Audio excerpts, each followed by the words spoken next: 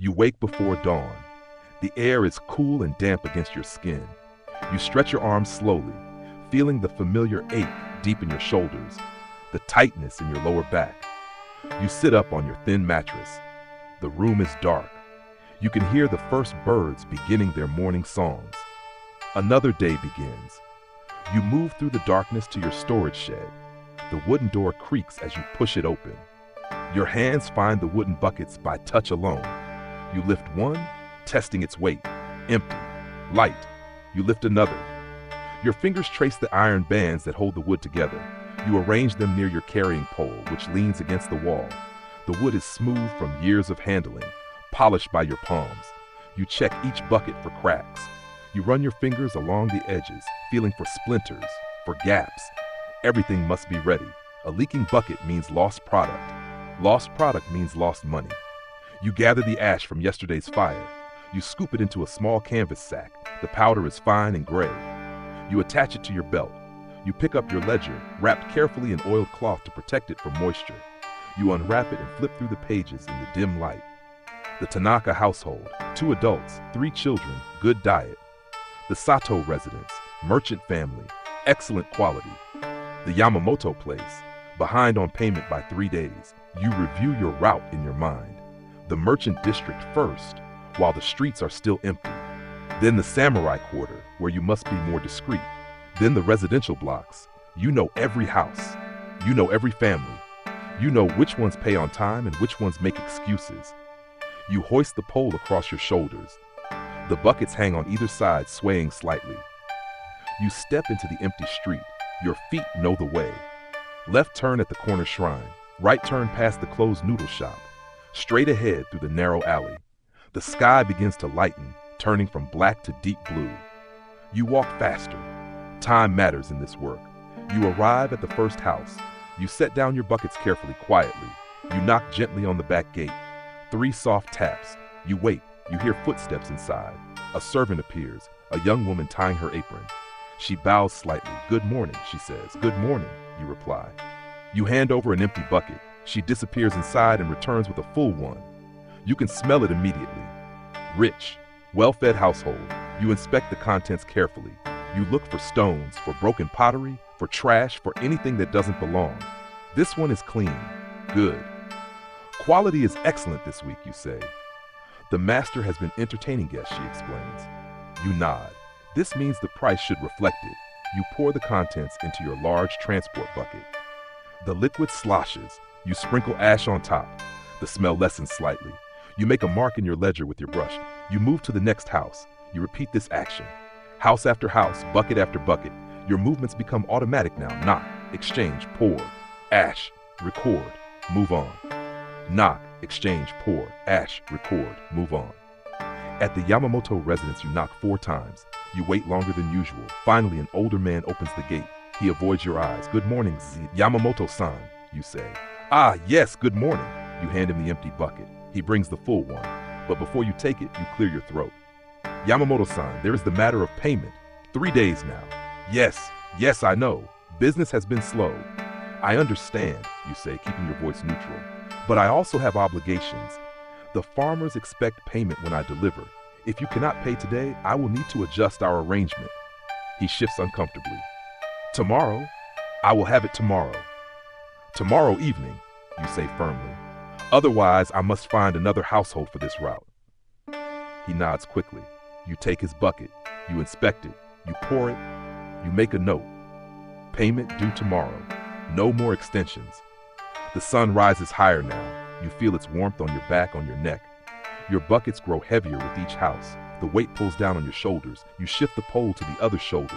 The relief is immediate but temporary. You keep walking. The streets begin to fill with people. Shopkeepers open their doors. Children run past. You nod to familiar faces. The tofu seller nods back. The carpenter's wife looks away. You don't mind. This is your work. Someone must do it. You reach the edge of the city. The buildings thin out. You follow the path toward the fields, the path you have walked 1,000 times. Your feet know every stone, every rut. Your shoulders burn now. Your legs ache. Each step is an effort. You breathe steadily. In and out. In and out. The rhythm matches your steps. You focus on the rhythm. One step, another step, Another. You arrive at Farmer Kimura's land. He is waiting by his fermentation pit, as always. You lower your buckets carefully, grateful to release the weight. He approaches and inspects the contents. He stirs one bucket with a stick. He sniffs, he nods approval. Good color today, he says. Merchant district, you explain. Rich households. I can tell. He pauses. What is your price, you consider? 12 mon per bucket. He frowns. Last week was 10. Last week was different quality. This week, more fish, more vegetables, better nitrogen content. Your rice will thank you. He thinks about this. He knows you are right. 11, he says. 11 and a half, you counter. He laughs. You bargain like a merchant yourself. He counts out coins. 11 and a half. But next week, if the quality drops, next week will be the same, you assure him. I know my sources. You record the transaction carefully. You pour the contents into his fermentation pit. The dark liquid splashes. The smell rises in the warm air. Your buckets lighten. You feel the relief in your shoulders, in your spine. Farmer Kimura's wife brings you tea. You sit in the shade of their small porch. You eat your noon meal, rice and pickles that you wrapped this morning. The rice is cold now, but filling. You drink the tea slowly. It is bitter and good. You sit for a short time, watching the clouds move across the sky. Then you rise again. Work continues. Halda Wenten Fujiruja. You load your empty buckets. You begin the journey back to the city. The afternoon route awaits. More houses, more collections, different district.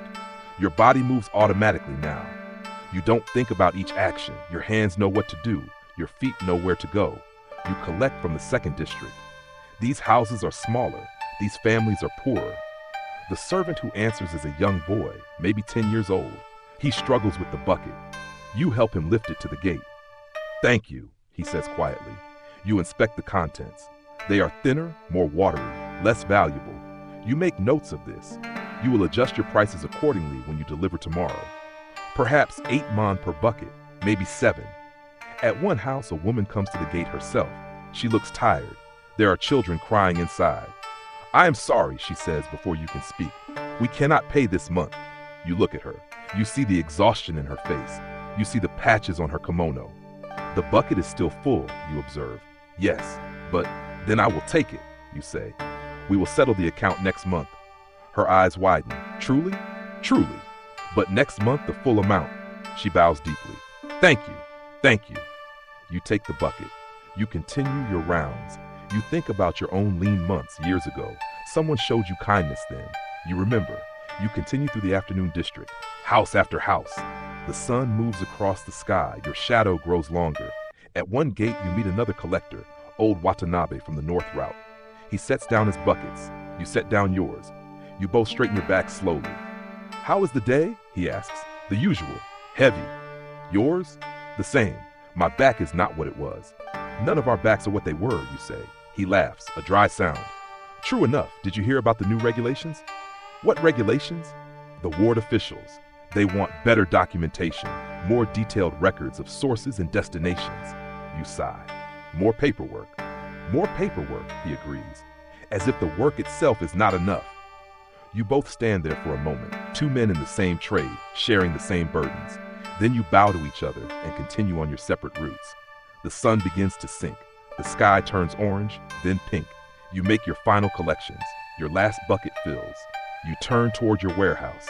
Your feet carry you there automatically. You barely remember the walk. You arrive as evening falls. The light is fading. The light is fading. You light a small lamp. You begin the cleaning. You clean each bucket thoroughly. You scrub with sand and water. The sand is rough against the wood. You rinse with clean water from the well. You coat the insides with fresh ash. You check for damage. One bucket has a loose band. The iron is coming free from the wood. You make a note to repair it tomorrow. You set it aside. You count your day's earnings. You spread the coins on your small table. You record them in your ledger. The brush moves across the paper. Tanaka household, 12 mon. Sato residence, 12 mon. Yamamoto place, payment pending. Afternoon district, various amounts, total 93 mon. You calculate what you owe. Rice merchant, 20 mon. Tool repair, 5 mon. You calculate what others owe you. Yamamoto, 12 mon. The widow from last week, 8 mon. The numbers fill the page. You close the ledger carefully. You eat your evening meal. A simple soup, some leftover rice. You sit in the dim light of the lamp. The flame flickers. You prepare tomorrow's route in your mind. The same streets, the same houses, the same rhythm. But tomorrow, the Tanaka household has guests arriving, the servant mentioned. That means higher quality.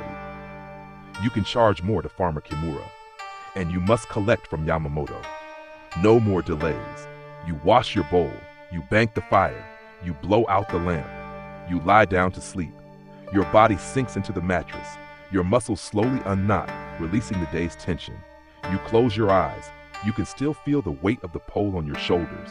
You can still smell the ash. These sensations will fade as you drift towards sleep. Tomorrow you will wake before dawn. Tomorrow you will lift the buckets again. Tomorrow you will walk the same paths.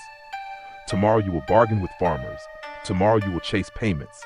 Tomorrow you will inspect contents. Tomorrow you will record numbers. This is your work. This is your life. This is what you do. This is what you have always done. This is what you will do tomorrow and the day after and the day after that. The work is hard. The work is necessary. The city needs you. The farmers need you. The rice growing in the fields needs you. This thought comforts you as sleep comes. Day after day after day, the cycle continues.